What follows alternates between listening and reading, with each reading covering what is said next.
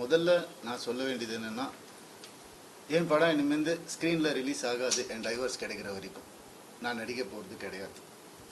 ஏன்னா என்னால் நடிக்க முடியல. எனக்கு நடந்த அவமானங்கள், தேவையில்லாத அவமானங்கள் என்னால் தாங்க முடியலை. அதனால என் டைவர்ஸ் கிடைக்கிற வரைக்கும், என்னை சீண்டி பார்க்கணும்னு நினைக்கிற வரைக்கும் எல்லாருக்கும் இங்கே தான் இருப்பேன். வாங்க, சீண்டி பாருங்கள். இனிமேல் சாது கிடையாது நான். அதனால் என்ன நடக்குதோ பார்த்துக்கலாம். மற்ற விஷயங்கள், என் வேலை விஷயங்கள், அதை எப்படி சரி பண்ணணும் என்னன்றதை நான் பார்த்துப்பேன்.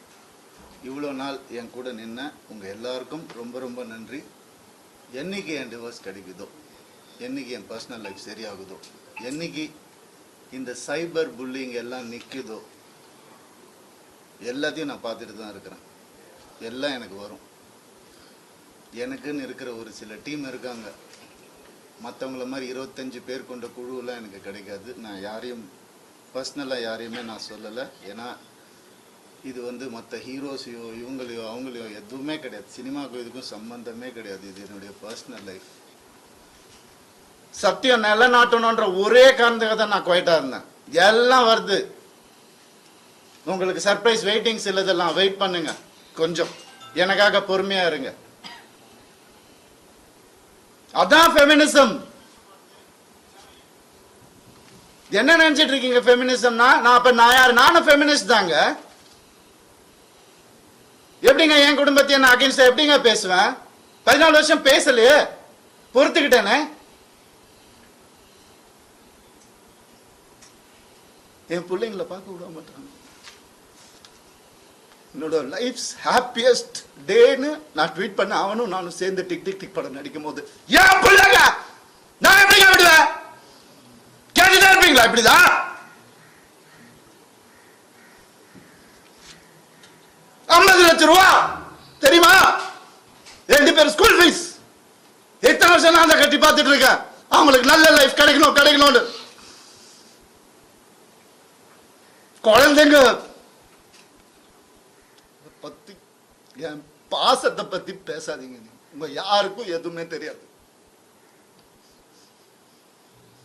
டெய்லி நைட்டு உட்காந்து அவன் செஸ் கத்துக்கிறான். என் சின்ன பையன் டெய்லி உட்காந்து விளையாடுவான். அவன்கிட்ட தோத்து போவேன் நான். என்ன சொல்றீங்களா? குழந்தைங்க மேல அன்பு இல்லைன்னு பார்க்க விட மாட்டாங்க. போன் கான்ஃபிஸ்கேட் பண்ணி வச்சிருக்காங்க. ஸ்கூலுக்கு பாடி கார்டு அனுப்புறாங்க. என் பசங்க பார்க்கணும் இந்த வீடியோவை. தெரிச்சு தானே ஓடி வந்தேன் நான். அந்த லைஃப் பிடிக்கலன்னு இத்தனை நாள் இருந்தால அப்பெல்லாம் தெரியலையா? நான் அப்பெல்லாம் பார்த்துக்கல. எவ்வளவு கோடியில வீடு என்ன கேளுங்க போய் வெளியில. ஈஸியாரே சொல்லும். யாருக்காக? எல்லாம் அவங்களுக்காக தான் நான் பண்ண. இருக்கும் போது பார்த்துக்க முடியல. நான் இல்லாதப்ப மூடிட்டு இருக்கணும். ஒரு குழு அமைச்சு இவங்களை இப்படி காசு கொடுத்து இவங்கள அப்படி எனக்கு தெரியாத அதெல்லாம் பண்றதுக்கு பிறந்து வளர்ந்தவன் சொல்லி கொடுத்ததே நான் தான். ஏன் தெரியுமா? நான் திரும்பி வந்த 6 மாசம் நான் காணாம போயிருந்தேன். வேணாம் தேங்க்யூ. இது ஃபெமினிசம்.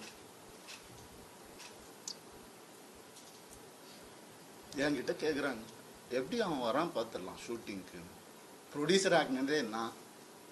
என்கிட்ட கேட்குறாங்க யாராவது பார்த்துருக்கீங்களா? குடும்பமா ஒரு எக்ஸ் குடும்பம் வந்து இன்டர்வியூவில் வர்றது யாராவது பார்த்துருக்கீங்களா? எனக்கே தெரியாது. சர்ப்ரைஸ் தான்.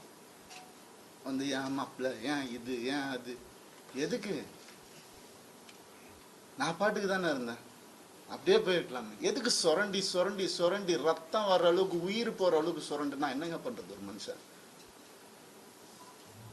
எனக்கு இப்படிலாம் பேச தெரியாதா?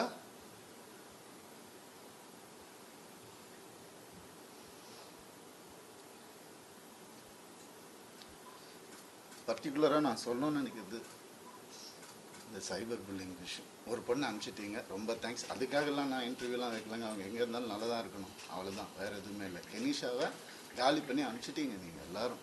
சைபர் புல்லிங் உங்களெல்லாம் நான் சும்மாவே விட போகிறதில்ல. என் அண்ணனுக்கு நடந்ததுனால, தம்பிக்கு நடந்ததுனால நான் இதான் பண்ணுவேன். ஏன்னா நான் யாருன்னு தெரிஞ்சவங்க சில பேர் மட்டும்தான். நான் உண்மையாக யாருன்னு தெரிஞ்சவங்க எனக்கு சப்போர்ட் பண்ணுறவங்க. எந்த ஹீரோவாவது இன்னொரு ஹீரோவை பற்றி சொல்லுவான், நான் அவன் மனசால கூட யாருக்கும் கெடுதல் நினைக்க மாட்டான். என் கார்த்தி சொன்னான். நான் யார் பேரையும் எடுக்க விரும்பல. நண்பன் பிரபுதேவா சார் சொன்னார், ஐசிர் சார் காப்பாத்தினார் எனக்கு. கொஞ்ச நாள் வீட்டை விட்டு நான் எதுவுமே இல்லாமல் வந்தவன் நான். இப்போ நான் வாடகை வீட்டில் இருக்கிறேன். அவங்க எல்லாம் நல்லா இருக்கு. நான் கோடிக்கணக்கான காட்டின வீட்டில் நல்லா தான் இருக்கு. எனக்கு தெரியாதா வெளியே போன்னு சொல்லி எவ்வளோ நேரம் ஆகும் எனக்கு? என்னங்க இதெல்லாம்? ஒரு மனுஷனை நிம்மதியாக வேலை செய்ய விடாட்டி எப்படிங்க?